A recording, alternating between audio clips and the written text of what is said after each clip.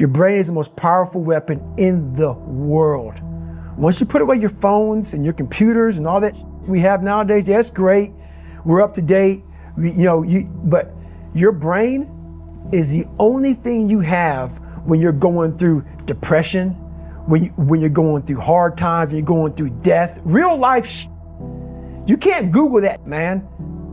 You're alone. You're alone. You may have a shrink you're going to, you may have a best friend you're going to, but there's 24 hours in the day where you're alone in this brain, and your brain is talking to you in all kinds of ways, and it wants to control you and pull you in these different pockets.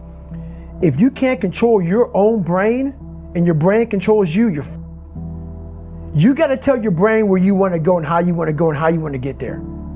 You got to control it. If not, it's over. What existed for me was, okay, man, how am I going to make this work?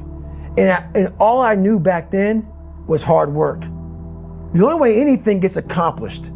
That's all I heard back in those days. You got to work hard. You got to work hard. I'm not getting I can't get this paragraph. I can't remember what the f***'s in this paragraph to pass this test to get in the military. Read it again. Still not getting it. Read it again. But if you're not getting it, write it out. And that's how I started learning. Okay, well, I got to write out everything I do.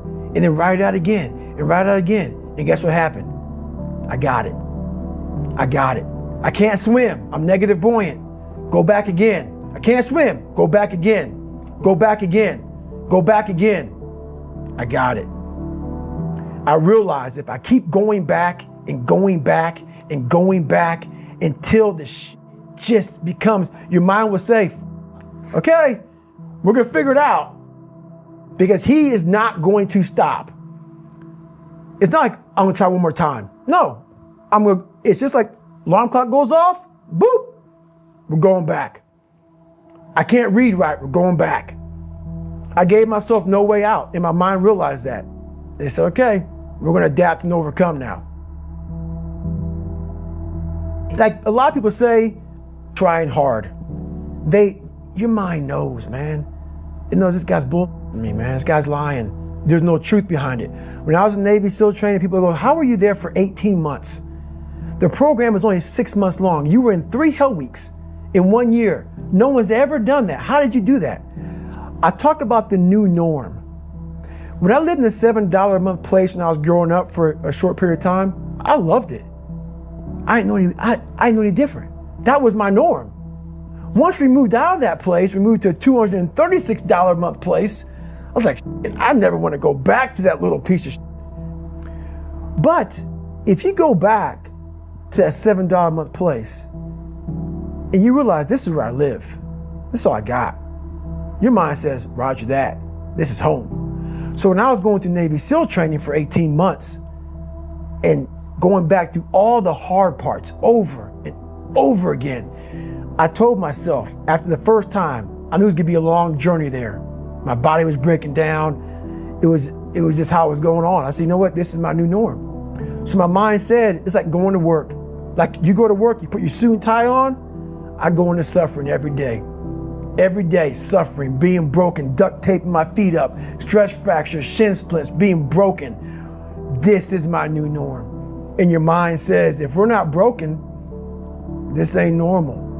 We gotta be broken. So then your mind starts to get tougher and tougher and more callous. People go, how did you run on broken feet? Broken shins. My mind knew this is how we operate. We're in Navy SEAL training. This is what we are. I became hell. And that became my new norm. I gave myself no way out. There was nothing outside these walls of hell. Nothing. I loved God, but for a short period of time, I became the devil because that was hell. I became the boss, the owner, the CEO of Navy SEAL training. That was my mindset. And that's how you get through things. You immerse yourself in wherever it is, and you become that. You become that and give yourself no way out.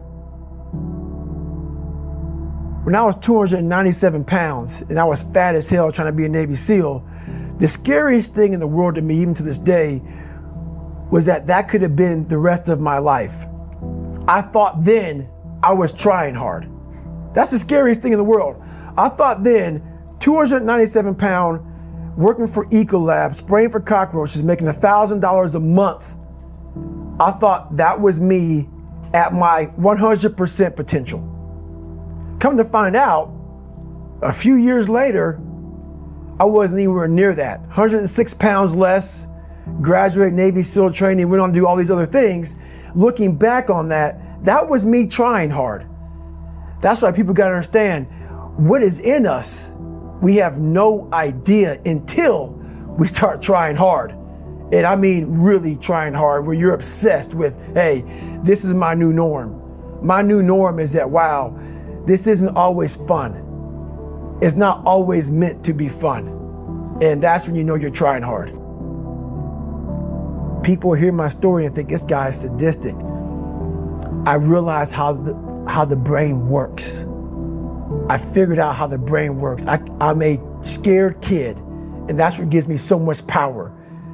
I had no foundation, and I built this off of just researching the mind.